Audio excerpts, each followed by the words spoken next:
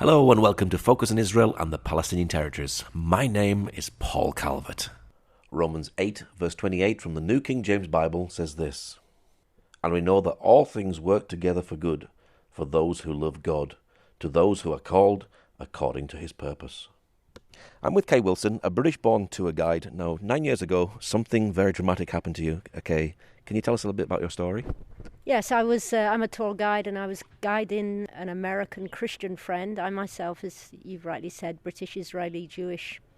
And we were on the Israel National Trail on a Shabbat, a beautiful day, and we were pounced on by two Palestinian terrorists, held at knife point for 30 minutes. They found my Israeli ID card, which had the word Jew written on it. And they tied our hands with our shoelaces, gagged us, took off my Star of David necklace, and they started to butcher. And they were with machetes. So I fell on the ground. They were stabbing me in the back and the side. And the only thing I knew to do was to play dead. So I kept my eyes open and I watched in front of me my friend hacked to death like a cucumber in front of my eyes. They leave, they come back to make sure I'm dead. They turn me over and they stab me in the chest, and that missed my heart by 4 millimeters. I have one last commission in life, which is to actually get up and die nearer where I parked the car so the police could find my body. And I managed to stand. I turn my back on what's left of my friend, and I just begin to walk. And step by step, I can see bones coming out of my side. I've thrown up behind the gag. It's like breathing through a straw. And in order not to think about my friend Christine, I'm a musician, a jazz pianist, and I started to compose this arrangement of Somewhere Over the Rainbow, not to think of her. And by doing this, I managed to walk over a mile, gag-bound barefoot, until I reached help. And I had 13 machete wounds in my lungs and diaphragm, over 30 broken bones, crushed sternum, broken shoulder blade, dislocated shoulder, rushed to hospital. And it comes about a little while later that when they pounced on us, I managed to stab one with my penknife very lightly. And that stab, the DNA, his blood on my sleeve, enabled the police to apprehend the murderers only after 2 days. And they confessed to murdering another Israeli woman 10 months before, a lady called Netta Blatz-Sorek. And 9 months after the murder, I was in court. They were both sentenced. And I think, Paul, one of the most shocking things for me is that when the judge asked them, "But why did you murder an American Christian?" they just shrugged their shoulders and they smirked and they said, "Oh, we thought she was Jewish." So that's my story. Wow. How did you manage to survive something like this? Would you call it a miracle? I can be thankful. Obviously, it defied the doctors. They thought it was pretty amazing that I survived, let alone walked over a mile with my injuries. But I don't want to apply some kind of messianic greatness to my own survival because somebody died. You know what? Does that make God capricious? Does he favor me? Has he got a miracle only for me and not a miracle for Christine? So I just like to take the approach that I can be thankful that I've been awarded more time to do what I need to do. How close to death actually were you? About as close as I am to this fat, furry-headed microphone near my mouth, about 2 inches. I was nearly dead when I got to hospital. Of course, you lost your friend Christine. Tell us a little bit about her. I didn't know Christine too well. I'd met her on a tour where I was actually guiding in Poland. I wanted to guide historical tours of the Holocaust for Christians. And Christine was part of a group, and she struck me when we were at a certain death camp of the Nazis. And she wasn't on the bus, and as the rookie guide, I went back through this death camp, and I found her leaning against this memorial. And she was reciting the Kaddish. The Kaddish is a prayer that Jewish people say, like death is not mentioned, but God's name is praised. And I said, "Look, you should be on the bus. What are you doing?" And she says, "I'm reciting Kaddish for your people." And that was just so striking for me. I invited her to come to Israel for a long weekend, and she arrived on the Friday and was murdered on the Sabbath. So who were your assailants? Were they part of a political organisation?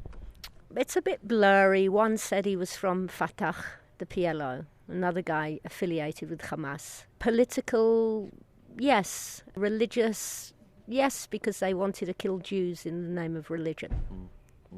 And is that the end of the story as far as them two are concerned?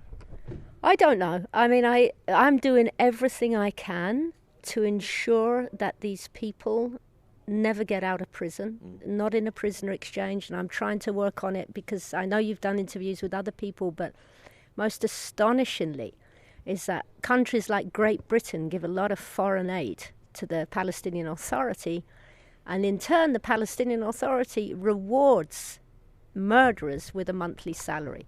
So at the moment, our assailants are getting, I don't know in British pounds, but around $3,200 a month each. So is it the end of the story? It's not the end of the story for me until they stop the salaries. And it's not the end of the story for me until I make sure that they never will get out.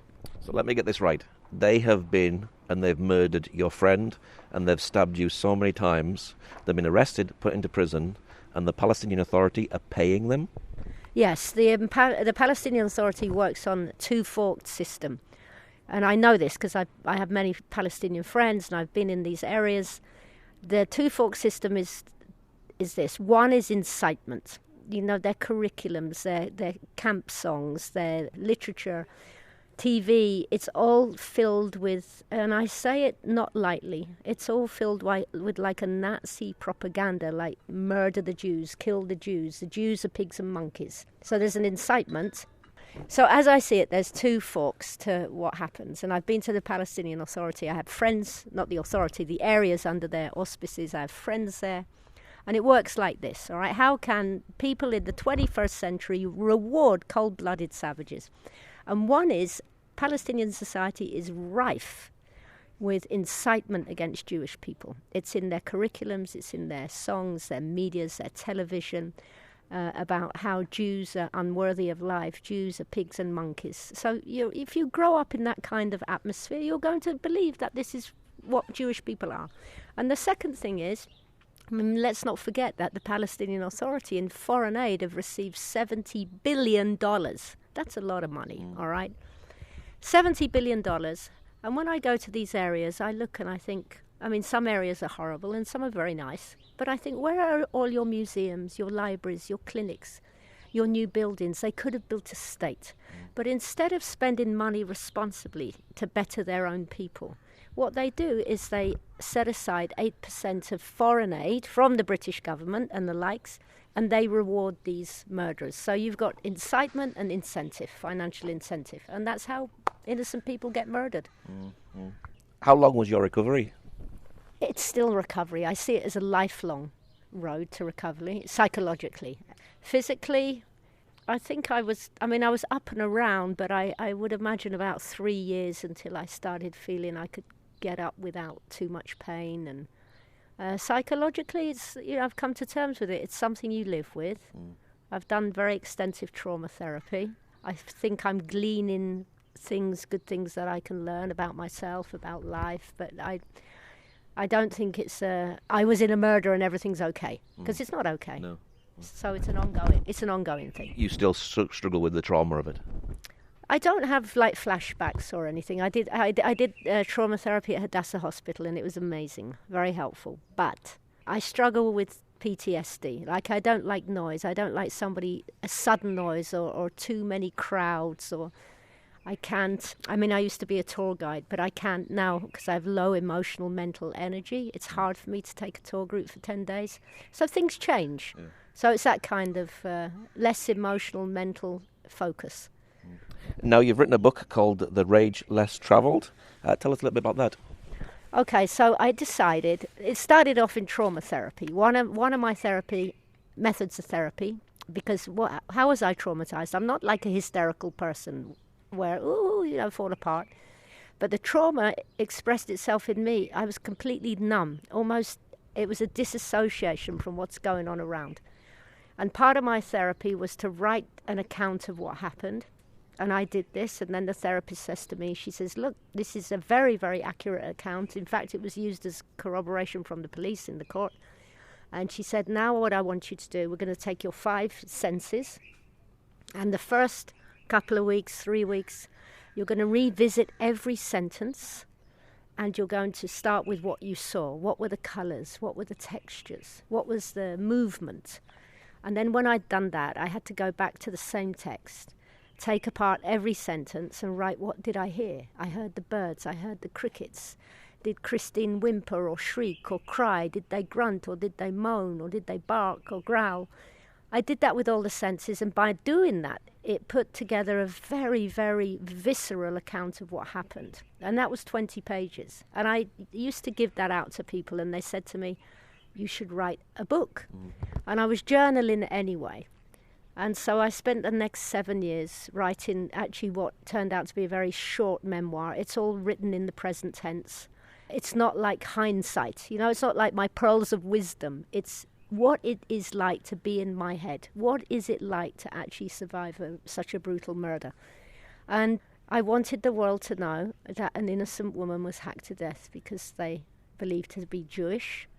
And I also thought, for other people who've had trauma and PTSD, maybe something can be helpful. And the other thing I wrote it because if you haven't been to Israel and you only feed off the media, you're going to think that this is a war zone and the Zionist occupiers or there's a goodie and there's a baddie, all right? And Israel is a very, very complex society. And there's a lot of clumsiness and good-heartedness. It's brash, but I wanted people to see the normalcy of Israel, the everyday, the funny side of things too. So I called it The Rage Less Traveled, because I think rage is a very important aspect of dealing with this kind of thing. It's my right to rage. I was violated in a terrible way. And by owning and limiting my right to rage, that's what's helping me become more healthy. I must tell you one more thing about the book, Paul. I worked with a book agent, and I worked very hard at writing. I'm no genius. And after just really strolling through mud for years, I came up with a very, very good book, which I was pleased with. So the agent, top agent in the world, sent it to all these big New York publishers. And I was thrilled. I was complimented because they say, this is so well written. We were there. It's written in the present tense. And what an out-of-the-park story. How many people have survived something like this? But with that, one of the publishers said, because Wilson, that's me, because Wilson does not mention the suffering of the impoverished Palestinians, we will not be publishing her book. And I think that is outrageous, because this is a memoir. This is something that happened to me. And memoirs, by their very name, is the author's story. I'm not writing a history book. So in the end, I self-published. I did an Audible version where I read it, and I just want people to read it. And many people commented on your book as well? Yes, I got some amazing reviews, which I was very, very happy about. A journalist from the Sunday Telegraph, Julie Burchill, I think she called it indelible, mesmerizing, monumental debut. So these things are very, very meaningful for me. And also Colonel Richard Kemp, a wonderful man who used to be the commander of the infantry forces in Afghanistan. I've met him, personal friend. He wrote a review to the book, a very, very beautiful review. So anyone who would like to get the book and hear your story, where can they get that book from? You can go to Amazon, just type in The Rage Less Traveled. It's on Kindle, paperback or Audible. Now, you have created the Yellow Brick Road. Tell us a little bit more about that. Okay, the Yellow Brick Road is a project, a voluntary project actually. It's a long story, but, life is full of long stories. If I can just go back to the title of the book, okay, The Rage Less Traveled. It seems like these days the worst thing you can do is hate or rage. Mustn't do that. And there's a shutdown of freedom of speech with that, by the way, but that's a subject for another day. And I understood that we must rage at evil. There's a saying in the Talmud. It says, he who is kind to the cruel shall be cruel to the kind. So I understood I need moral clarity. That people who murder people and have no remorse, that we should do everything we can to seek justice and relate to them for who they are, all right? I also understood that by hating evil, I have no right to hate innocent people, okay? I don't.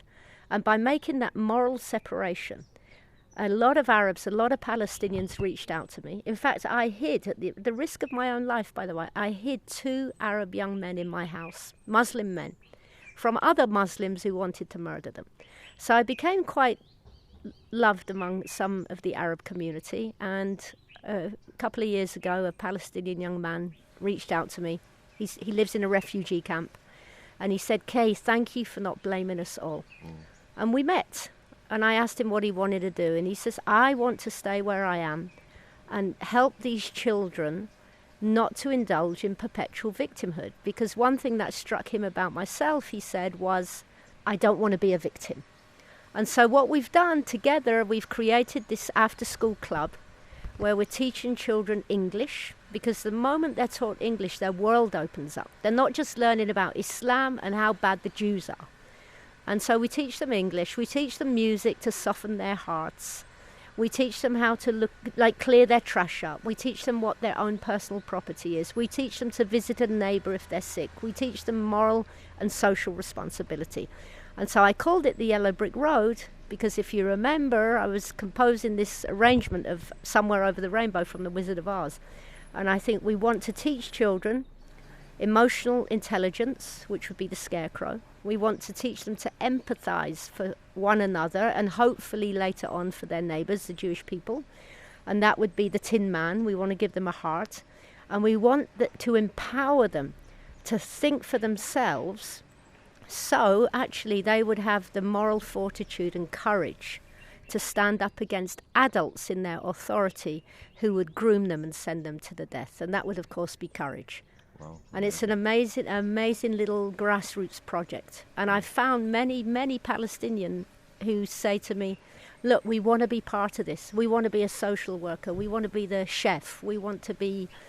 So, anybody who wants to take part in this great venture, it's not your regular NGO where there's, big salaries. All the money, without exception, goes to the people who need it to run the school.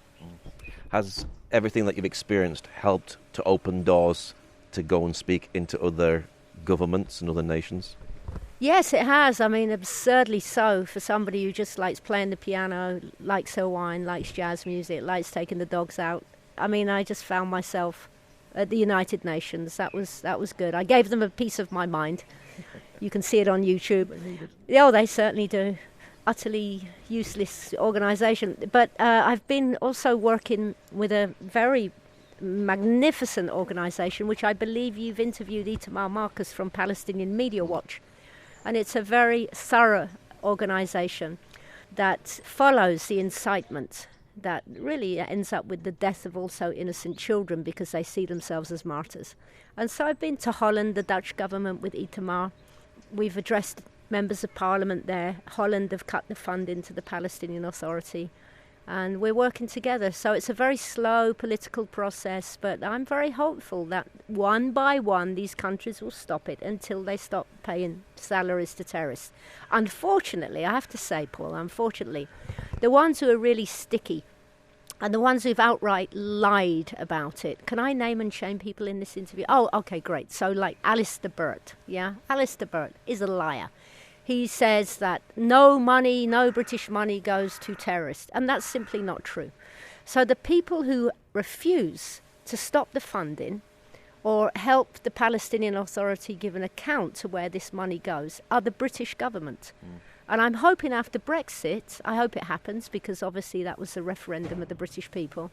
I hope after Brexit that these people will get a grip. By the way, you know that Priti Patel actually suspended the funding 3 years ago.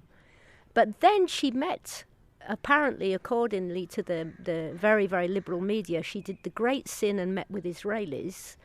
And so therefore she was forced to resign and then the funding went back up again. But I'm hoping with people like Priti Patel again that they will take steps to absolutely stop all funding until the Palestinian Authority changes its ways. So even today you're saying that the British government is still funding the Palestinian Authority, which is funding terrorists? Yes, and they know where the money goes. It's actually an organisation, it's a segment of the government called the Department for International Development, who've lied through their teeth. How does that make you feel? You're someone who's been a victim of terrorism, and yet your own government is paying. How does it make me feel? Okay, thank you for asking. Look, I still have family in England. I don't work in England. I don't pay British taxes. But my family are workers And to think that their tax money is funding the very savage who tried to murder me, it's outrageous. I think it's a moral obscenity. It makes me very, very angry, and that's where I channel my rage. You know, I don't go around like blaming innocent people. I direct it at the likes of the British government. What's your hope for the future? My hope for the future is that I will outlive this interview. Meaning, I don't want to be too, I don't like all these inspirational memes and stuff, but I do have a heightened awareness of the present, meaning that this interview now is the best thing I've done in all my life, because I'm very aware that this might be all I have. I don't know what's going to happen in the next 10 minutes. So I have kind of a short-sighted vision of the future. But the short-sighted would be, I'm grateful that I'm still alive to conclude the interview. The long-sighted future dream is that if I can help one Palestinian child by what I'm doing with my friends in that refugee camp, if we can save a child from being groomed and give him a better education and make him a better person, and we can save the lives of innocent people. Wow. Okay, Kay, thank you very much. Thank you so much, Paul. If you'd like to know more about our show, you can join us on Facebook. Just look for Focus on Israel-Radio. Ezekiel 37 verse 4-6 says this, "Again he said to me, prophesy to these bones, and say to them, O dry bones, hear the word of the Lord. Thus says the Lord God of these bones, surely I will cause breath to enter into you, and you shall live. I will put sinners on you, and bring flesh upon you, cover you with skin, and put breath in you, and you shall live. Then you shall know that I am the Lord." And the Jews will receive the real shalom peace.